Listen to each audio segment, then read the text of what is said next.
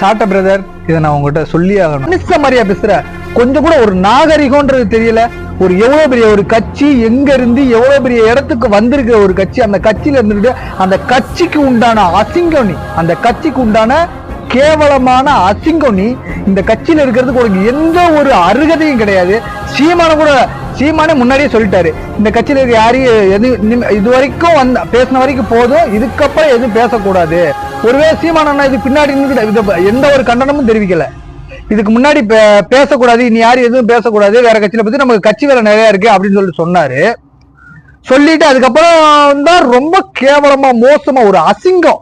எப்படி அவனுக்குலாம் சோறு ஒரு இவ்வளோ ஒரு கேவலமா பொய்யான அவதூறுகளை பரப்புறமோ, இவ்வளவு மோசமா பேசுறமோ அடுத்தவனை, இவ்வளவு பேசிட்டு எப்படி நிம்மதியா ஒரு நாள் அவனால சாப்பிட முடியுதுன்னு என்னால சத்தியமா தெரியல. இப்படி கேவலமா பேசி அடுத்தவனை அசிங்கப்படுத்தி பேசிதான் நீ சம்பாதிக்கணும்னு எந்த ஒரு அவசியமும் கிடையாது. நல்லதே நடக்கும், நல்லதே நடக்கும், நல்லது மட்டுமே